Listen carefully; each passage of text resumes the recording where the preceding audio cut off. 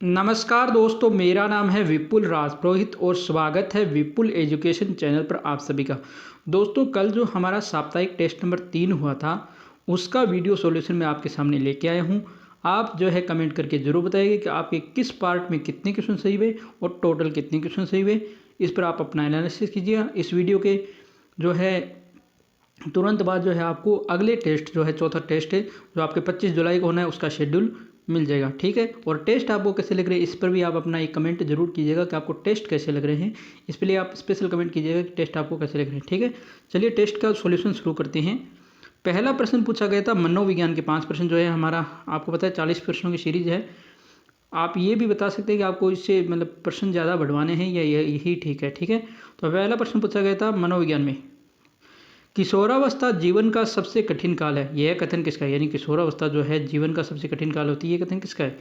ए Stanley whole, B Kilpatrick, सी big वेहंट और D कैरोंडिक्रो। तो देखो इसमें 58% लोग तो गए थे स्टेनले होल के साथ, 35% किलपैट्रिक के साथ, 3% बिग वेहंट के साथ, क्रो एंड क्रो के साथ भी 3% थे। तो जो किलपैट्रिक के साथ गए थे 65% वो सही थे। इसके अंदर बी ऑप्शन जो होगा वो सही होगा। जो 58% स्टेनले होल के साथ गए थे ये गलत है, क्योंकि हर बात में स्टेनले होल नहीं आता है। ठीक है, तो इसमें उत्तर होगा बी। अगला प्रश्न पूछा गया था किशोरावस्था की विशेषता नहीं है। ए सामाजिक स्वीकृति की अवस्था, बी स्वर्णिम काल, सी जीवन का अनोखा काल और डी समस्या उम्र। तो इसमें जो है सभी 78% लोग सही गए थे जीवन का अनोखा काल, क्योंकि ये किसे कहते हैं? ये बाल्यावस्था को कहा जाता है। तो सी ऑप्शन जिन्होंने किया था उनका बिल्कुल सही है। अगला प्रश्न पूछा गया था तीसरा कि किशोरावस्था में ज़्यादा खाना कौन सा विकार है? बुलीमिया, डाउन सिंड्रोम, एलेक्सोनर्वसा और टर्नर सिंड्रोम। तो इसमें 86% लोग बिल्कुल सही गए थे। ये दबाव है, ये जो विकार है ये है बुलीमिया। और अगर ये पूछ ले कि कम खाना या अपने आप को पता रखना तो वो है एलेक्सोनर्वोसा। ठीक है, तो ये उत्तर आपका ए जो इन्होंने किया था उनका बिल्कुल सही था। चौथा प्रश्न पूछा गया था कि बालक की हथेली को दबाने पर उंगलियों से पकड़ लेना ये क्या कहलाता है? रूटिंग, मोरो, पकड़ना या बेबेंस्की। तो इसमें जो है 73% लोग जो है रूटिंग के साथ गए थे। रूटिंग क्या होता है दोस्तों? बालक के जब रूटिंग ये क्रिया होती है, बालक के जब गाल को स्पर्श करते हैं तो वो अपना मुंह खोलते हुए अपने सिर को घुमाता है, ये रूटिंग प्रक्रिया है। मोरो होती है तेज शोर होने पर वह अपने शरीर के अंगों को मोड़ता है, ये मोरो है। बेबेंस की होती है पैर की जो तलवे होते हैं उसकी जब हम आप पैरों के तलवों को ठोकोगे तो वह अपनी उंगलियां मोड़ेगा। और पकड़ना, बालक हथेली के दबाने पर उंगलियां पकड़ता है, ये है पकड़ना। सी ऑप्शन जिन्होंने किया था 16% उनका बिल्कुल सही था। मनोविज्ञान का लास्ट प्रश्न था मानसिक क्रियाओं में शामिल नहीं है। ए स्मृति, बी संवेदना, सी भार और डी कल्पना। तो इसमें आपने बिल्कुल सही किया। भार जो है वो शारीरिक क्रिया है, मानसिक नहीं। बाकी स्मृति, संवेदना, कल्पना, प्रत्यक्षीकरण, आपके ध्यान और आपके जो स्मृति है, चिंतन है, ये सब क्या है? मानसिक क्रिया। ठीक है, तो ये 5 प्रश्नों के आपके कितने से भी जरूर बताना। हिंदी का पोर्शन शुरू करते हैं। निम्न में से पुल्लिंग शब्द नहीं है। अरावली, आषाढ़, जवार, नीम। तो इसमें देखो 64% लोग जो अरावली के साथ गए थे, ये गलत है। इसमें जो सही उत्तर है वह है जवार। अरावली या किसी भी पर्वत का नाम हमेशा पुल्लिंग होगा। आषाढ़, जितने भी हिंदी माह हो चाहे अंग्रेजी माह हो, चाहे चैत्र वैशाख ज्येष्ठ श्रावण आषाढ़ हो, चाहे जनवरी फरवरी हो जाएंगे। नीम, पेड़ों के नाम में भी जो है नीम है, ये भी इसमें जाएगा। जो जवार है ये फसलों के नाम में जवार अपवाद है, ये स्त्रीलिंग है। ठीक है, तो इसमें जिन्होंने 29% लोगों का सही जवाब था। अगला प्रश्न, निम्न में से कौन सा शब्द सदैव एक वचन में आता है? लड़का, कमरा, चांदी और पुस्तक। इसमें आपका सही जवाब था, 93% लोगों ने सही किया था। चांदी हमेशा सदैव एक वचन में आएगा, इसका बहुवचन नहीं बनेगा। अगला प्रश्न पूछता था राम ने पुस्तक पढ़ी है, इसमें किस काल का प्रयोग है? ए सामान्य वर्तमान, बी सामान्य भूतकाल, सी आसन भूतकाल और डी पूर्ण भूतकाल। तो इसमें सही उत्तर था राम ने पुस्तक पढ़ी है। अगर राम ने पुस्तक पढ़ी ये आ जाता तो ये सामान्य भूतकाल में चले जाता। राम ने पुस्तक पढ़ी थी पूर्ण भूतकाल में हो जाता। तो ये है राम ने पुस्तक पढ़ी है, कि आसन भूतकाल होता है। सी ऑप्शन जिन्होंने किया था बिल्कुल सही था।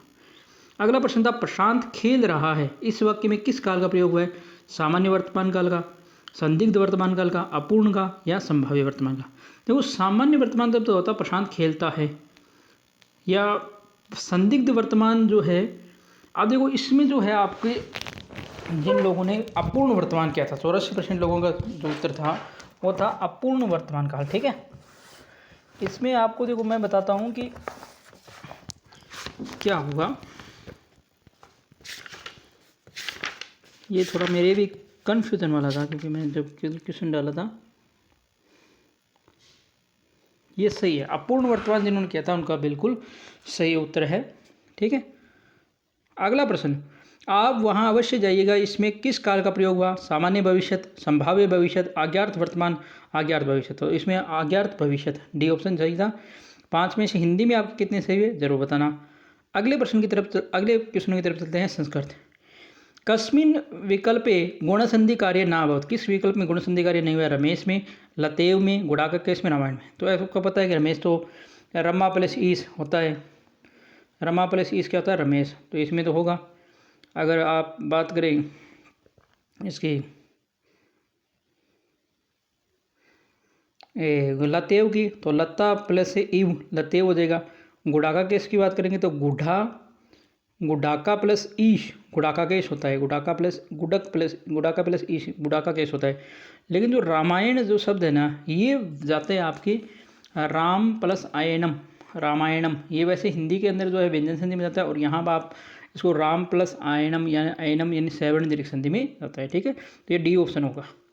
अगला प्रश्न पूछा था, सभेका इत्यत्र क्या है संधि? वृद्धि, गुण, पूर्वरूप, पररूप। तो इसमें आपको पता है कि वृद्धि होगी, क्या होगा इसका संधि विच्छेद होगा?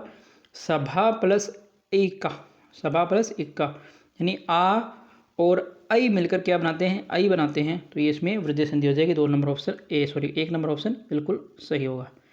अगला प्रश्न पूछा गया था कि मैदनीश्वर संधि विच्छेद, मैदनीश्वर संधि विच्छेद क्या होगा?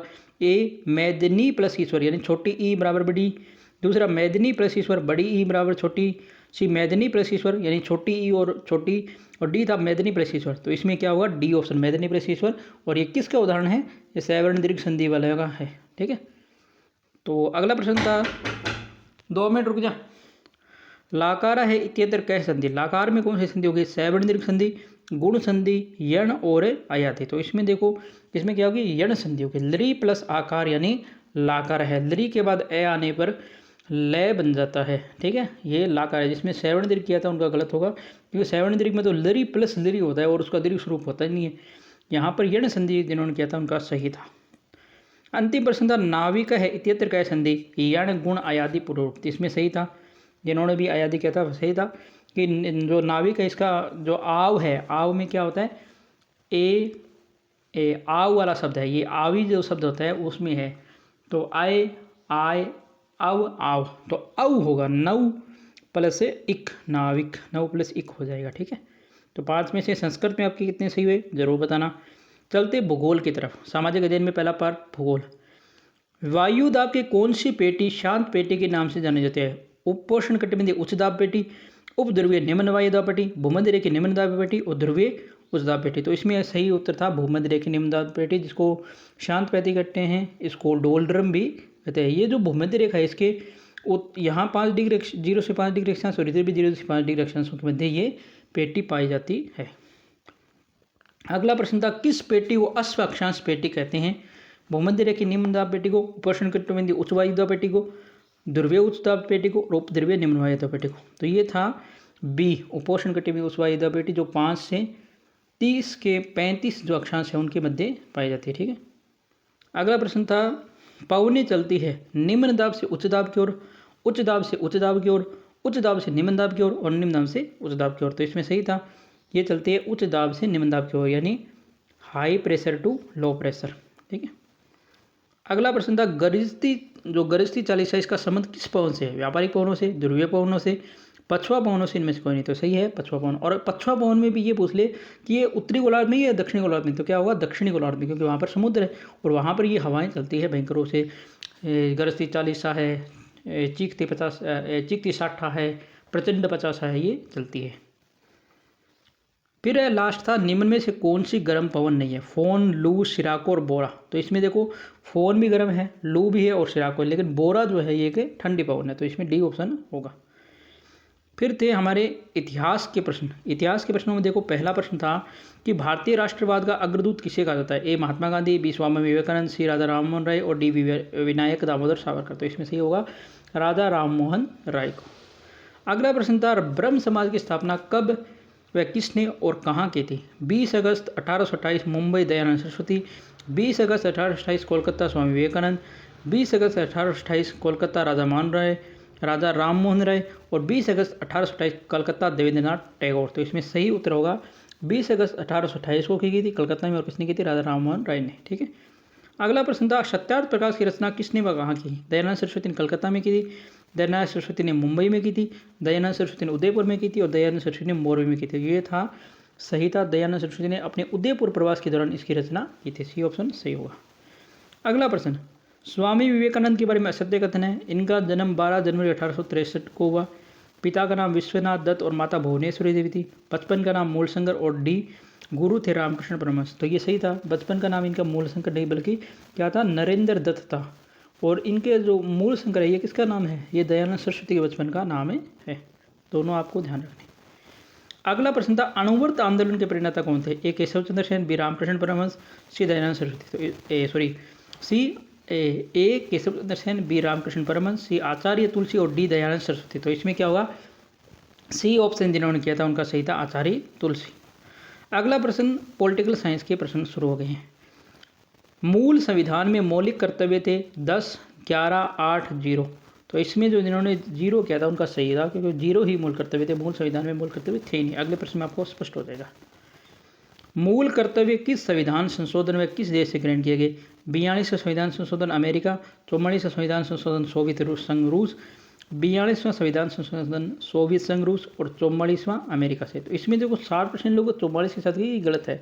ये था 42वां संविधान संशोधन 1976 में सोवियत संघ रूस से ये लिए गए थे सरदार स्वर्ण सिंह समिति की सिफारिश पर, और उस समय जोड़े गए थे 10 मूल कर्तव्य। बाद में जो है 11वां जो मूल कर्तव्य जोड़ा था 86वां संविधान संशोधन 2002 के द्वारा। ठीक है।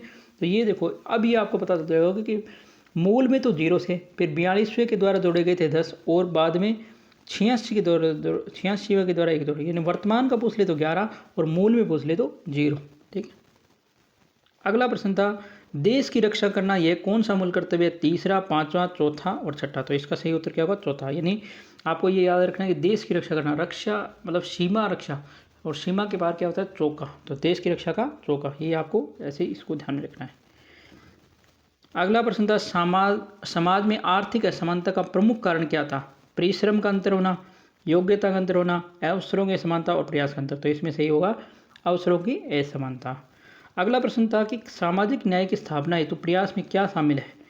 संसद में अनुसूचित जाति व जनजाति के लिए स्थान आरक्षित होना, अस्पृश्यता समाप्त करना, बाल श्रम निषेध और सभी। तो इसमें क्या होगा? डी सभी। इसमें कितने सही हुए बताना जरूर। अगला देखो, कला संस्कृति का पोर्शन शुरू हो रहा है।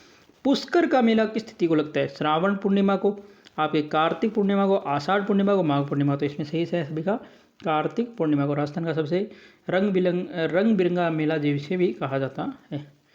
डिग्गी कल्याण का मेला किस जिले में लगता है? जयपुर, करौली, टोंक और बूंदी। तो इसमें सही था टोंक। टोंक की जो मालपुरा तहसील में जो है ये लगता है। ठीक है। अगला प्रश्न था, निम्न में से असुमिलित है? दशहरा मेला कोटा में, तीज मेला जयपुर में, थार महोत्सव जैसलमेर में, ऊंट महोत्सव बीकानेर में। तो इसमें देखो यही था, थार महोत्सव जैसलमेर में नहीं बल्कि कहाँ लगता है? बाड़मेर में आता है। ठीक है। तो सी ऑप्शन जिन्होंने किया था उनका बिल्कुल सही था। अगला प्रश्न था, किस त्योहार पर 7 अन्नों की पूजा की जाती है? गणगौर, बछबारस, अक्षय तृतीया, मौनी अमावस्या। तो सही है अक्षय तृतीया, यानी आखा तीज जिसे कहते हैं। कजली तीज किस माह में आती है? श्रावण, ज्येष्ठ, भाद्रपद, मार्गशीर्ष। तो इसमें सही होगा भाद्रपद कृष्ण पक्ष की तृतीया को ये जो है आती है, और बूंदी में इसकी सवारी निकलती है। अब देखो शिक्षण विधियों के प्रश्न शुरू हो रहे हैं। अधिगम जो क्षमता है ये किन कारकों पर निर्भर करती है? सीखने वाले स्वयं पर, अधिगम सामग्री पर, अधिगम विधियों पर, और डी सभी पर। तो इसमें होगा क्या होगा? डी सभी पर। अगला प्रश्न था, एक बालक वस्तुओं के आकार में अंतर नहीं बता पाता, ये समस्या कौन सी है? गामक कौशल संबंधी, भाषिक कौशल संबंधी, दृश्य विभेद में कठिनाई, और डी अवधान संबंधी। तो इसमें क्या होगा?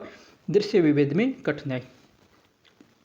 अगला प्रश्न, एक बालक कक्षा में शिक्षक के पढ़ाते समय अपना स्थान परिवर्तन करता है, ये समस्या होती है गामक समस्या, भाषिक, अवधान, इनमें से कोई नहीं। तो ये जो गामक जिन्होंने बताया उनका गलत है, ये अवधान संबंधी, यानी बालक जो है बार बार ध्यान केंद्रित नहीं कर पाता और बेचैन रहता है, इसलिए वह अपने स्थानों को जो है परिवर्तन करता रहता है, ये रहता होगा अवधान संबंधी। एक बालक कक्षा में ध्यान संबंधी समस्या से ग्रसित है, इसके कारण है जैविक, बौद्धिक, कक्षा में बैठने व्यवस्था, उपयुक्त सभी। तो ये होगा उपयुक्त सभी। ठीक है।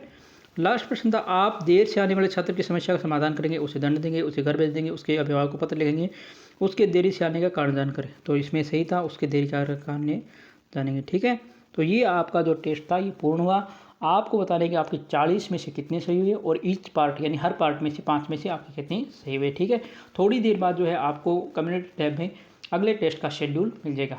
तो वीडियो देखने के लिए आप सभी धन्यवाद। अगर वीडियो अच्छा लगे तो इसको लाइक ज़रूर करें, इसको अपने दोस्तों के साथ शेयर करें, कमेंट जरूर करें और चैनल जिन्होंने अभी तक सब्सक्राइब नहीं किया चैनल जरूर सब्सक्राइब करें, बेल आइकन को प्रेस करें। धन्यवाद दोस्तों, जय हिंद जय भारत। आप सब घरों में रहें, अपनी तैयारी में लगे रहें।